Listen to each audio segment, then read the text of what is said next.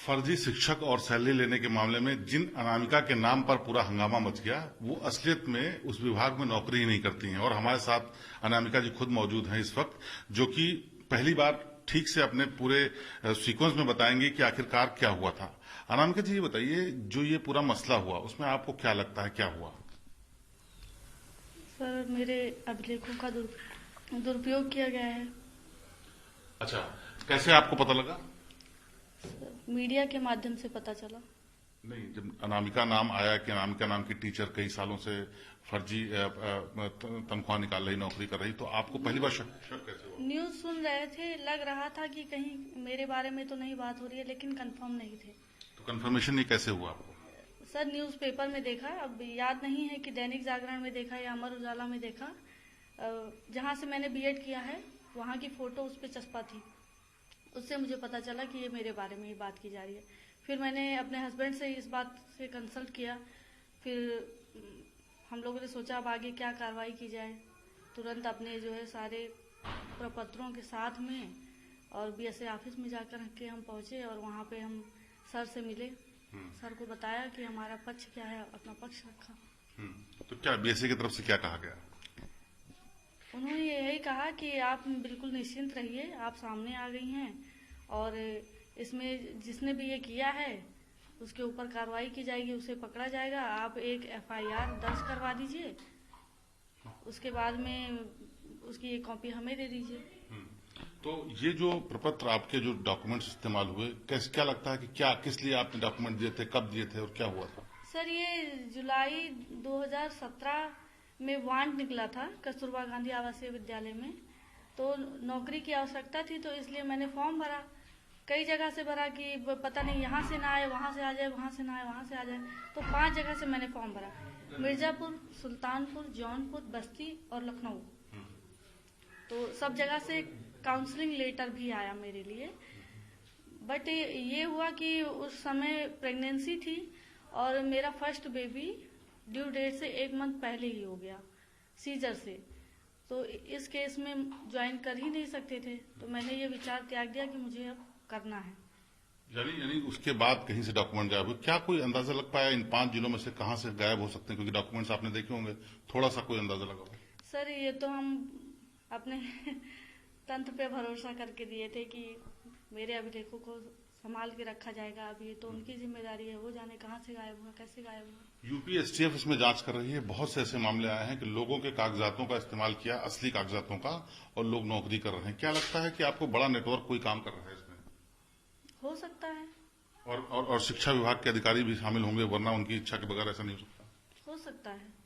अच्छा, आप पुलिस में कंप्लेंट भी कर रही थी, आपने ऑनलाइन पोर्टल पे डाला भी, तो क्या हुआ? कंप्लेंट हुई, एफआईआर हुई कोई? जी, एफआईआर हुआ और हमारे निवास स्थान पे यशो साहब थे।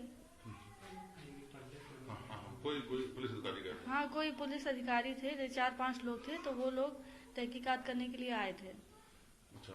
अच्छा, आपको क्या लगता है जिस तरह से आपके कागजातों का दुरुपयोग हुआ, वैसे बहुत से कागजातों को हुआ होगा, जो काबिल लोग हैं वो नहीं रह पाए। हमारे जानकारी में आया कि आपके भी जो डॉक्यूमेंट्स थे, आपकी शिक्षा है वो भी बहुत अच्छी है।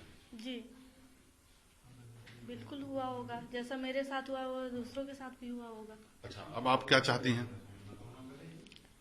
जो गुनहगार हैं उनको पकड़ा जाए, उनको सख्त से सख्त सजा दी जाए, बस यही। इस बीच में जब से आपने अप्लाई किया, उसके बाद आपकी जानकारी में आया, काफी लंबा वक्त गुजर गया, 2017 बताया आपने अप्लाई किया था। इस बीच कभी किसी ने आपसे कोई संपर्क किया? नहीं, कभी कोई संपर्क नहीं किया। काउंसलिंग लेटर 1 बार, 2 बार, 3 बार लगभग ऐसे सुल्तानपुर से आया, 2 बार लखनऊ से आया, जौनपुर से 1 बार फोन आया था। लेकिन जब जरूरत नहीं थी तो इतना ध्यान ही नहीं गया, छोड़ दिया ऐसे ही।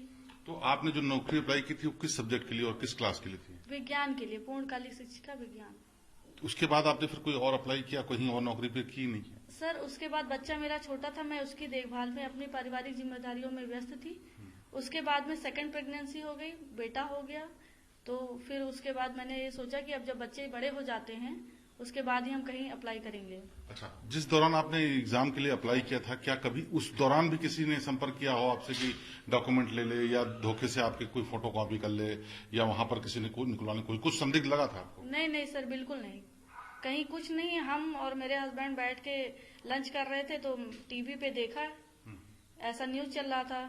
हम हंसने भी लगे कि बताइए कि मेरे नाम से ऐसे न्यूज आ रहा है। तो इन्होंने कहा कि कोई जरूरी है कि तुम्हारे नाम से आ रहा है, पता नहीं कौन है। ऐसी बात हुई, फिर हम लोगों ने छोड़ दिया वहीं पे न्यूज।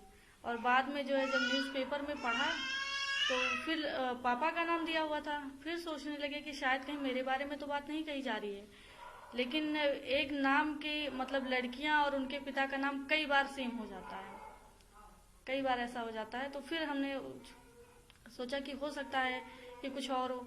लेकिन जब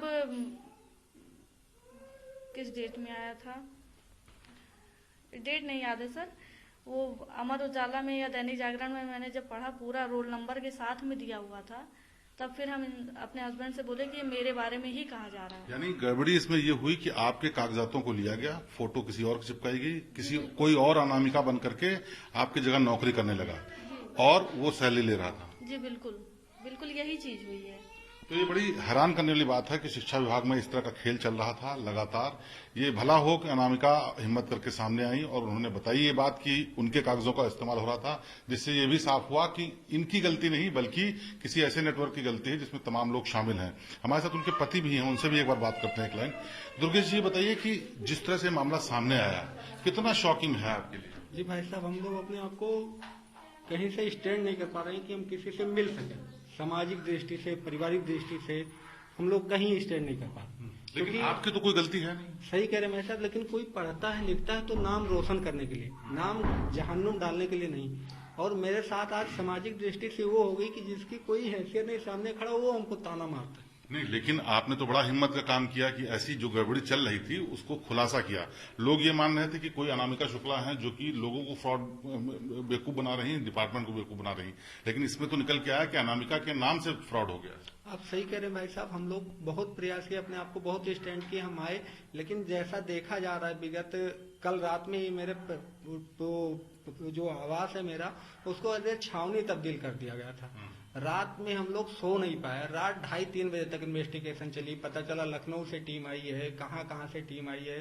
हमारे थाना एसएचओ साहब 2 बार गए, फिर लखनऊ से टीम आई, 4 पीढ़ियों का वो खंगाला गया, क्या खंगाला गया। जब हमने प्रपत्र दे दिया था तो आपको मुझे एक बार सूचना देते, हम जहाँ तक कहते हम वहाँ आ जाते, हम कॉपरेट करने के लिए। तो आप तो क्या पुलिस परेशान कर रही है आपको? नहीं, परेशान नहीं कर रही है, लेकिन रात में जाना 2 भाई साहब, दिन में कोई अपने उसमें उलझा रहता है, रात में कम से कम आराम नहीं करेगा। अभी मैसेज की तबीयत इतनी सीरियस है, उनको हार्ट अटैक हो जाए तो मेरा परिवार कहाँ जाए?